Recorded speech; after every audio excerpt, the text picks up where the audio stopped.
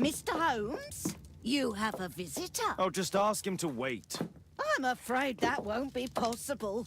This young lady refuses to wait for anything. What? Father! Caitlin!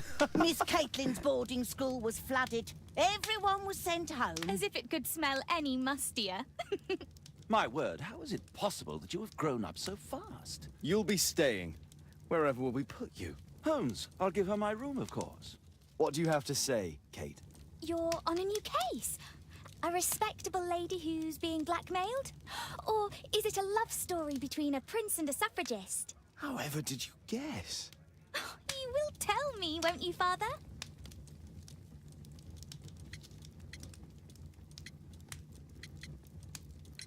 We'll see, if you behave. All right, then. Have fun. I'll go and unpack. Will you help me, Mrs. Hudson?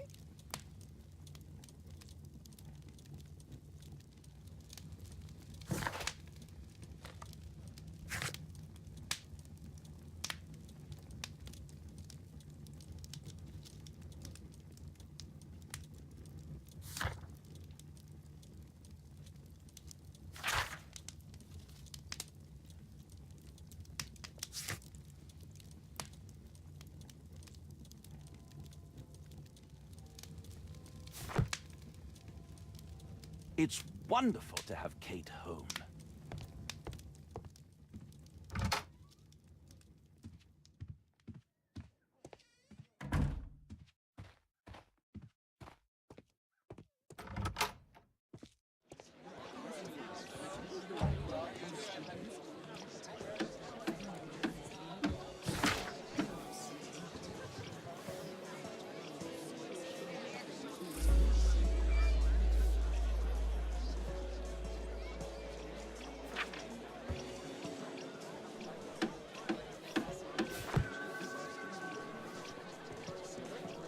What can I do for you, Mr. Holmes? What can I do for you, Mr. Holmes?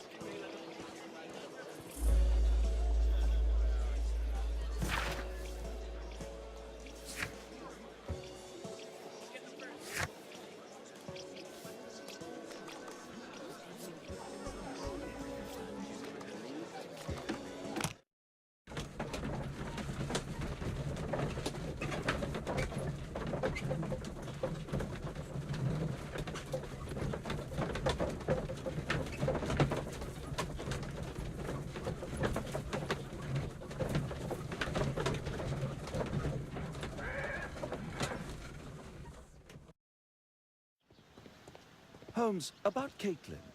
Yes? She has grown up, hasn't she? Don't you think it's time to tell her? To tell her what, Watson? Well, about her father. Never. Absolutely never. Do you hear me? Holmes, you were responsible for the death of her father. You owe her the truth. She is old enough now. I would lose her. Can't you see that? She must never know, Watson. Is that clear? Holmes. It won't and can't happen.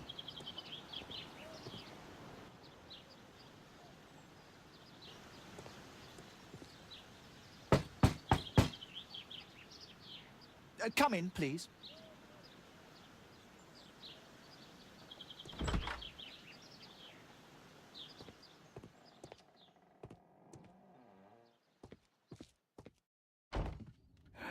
Good day, gentlemen. Welcome to my home. How may I help you? Good day to you, Lord Marsh. My name is Sherlock Holmes, and this is my friend and colleague, Dr. Watson.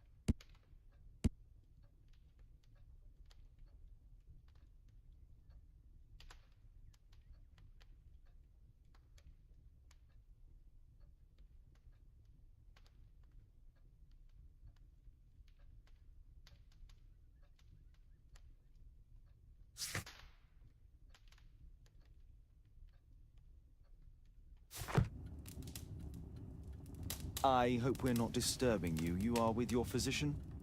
Yes, this is Dr. Reuben Fisher. But no, please, I'm intrigued by your visit, Mr. Holmes. I'm glad to hear it. The last thing I'd wish is to upset the patient. Lord Marsh, can I just say that I admire all of your efforts in assisting the poor of London? Yes. It is a war that we must fight, on our streets and now too from my home. You must surely have noticed those bags full of items, clothing and books for the unfortunate. That is inspirational. At my own humble level, I too try my best to support those in need. I thought perhaps that I could be of some assistance. I don't see why not. I already have the valuable assistance of Dr. Fisher, who happens to be my personal physician.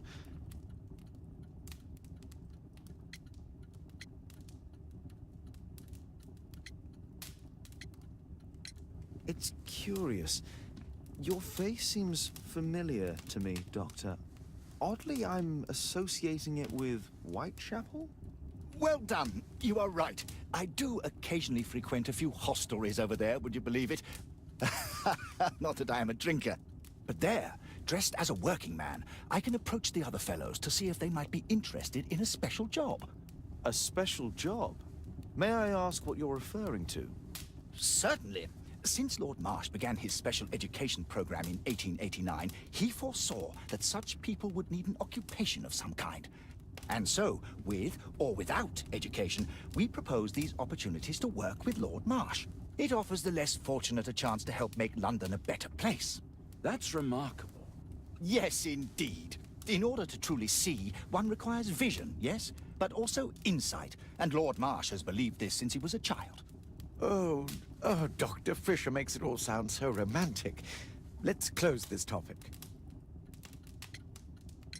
Forgive me, Lord Marsh. You're looking very pale. Might I offer Dr. Watson's assistance? That is kind of you. But I feel confident that I can provide Lord Marsh with the care that he requires. How long have you been like this, my lord? I'm fine, Dr. Watson. Don't fuss. It's only influenza. I'll be better in a few days. I can feel it already.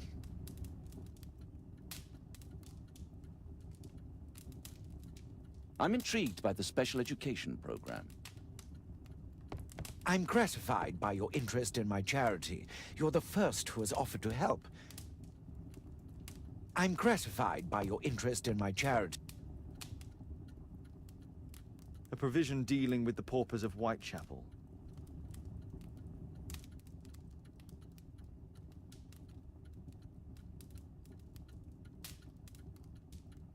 Lord Marsh, hunting with his friends. Ah, my dear comrades, Lord Collins and Lord Harrington. If it wasn't for this godforsaken English malady, I'd be with those rapscallions right now. All in due time, my lord. Last year, 3 orphans were put through medical college. Thanks to Lord Marsh and the special education program, a great many poor people will have a second chance in life.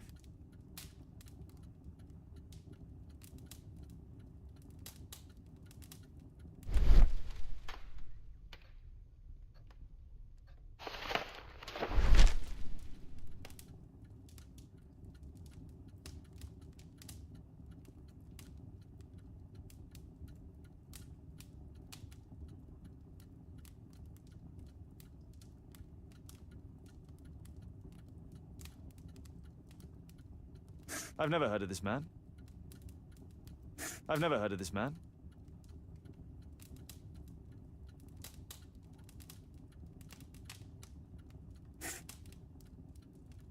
John Strobridge. I've seen this name before. It was on a missing persons poster.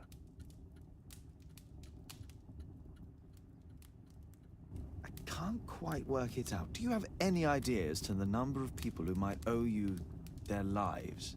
Oh, don't embarrass me, Mr. Holmes. But indeed, these people have become like a family to me. That would be a fairly large family, I imagine. Yes, the list would be longer than any of your short stories. As for how large, well, Fisher is the one who keeps record. Might we take a glance at the list? I regret that is impossible.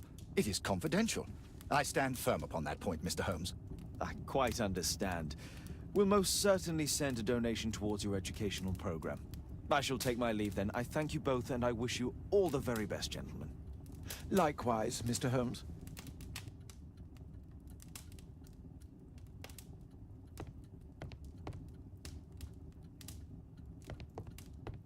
I'm intrigued by the special education program.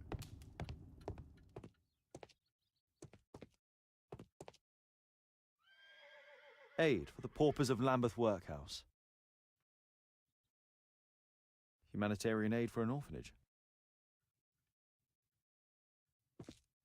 Bags full of food.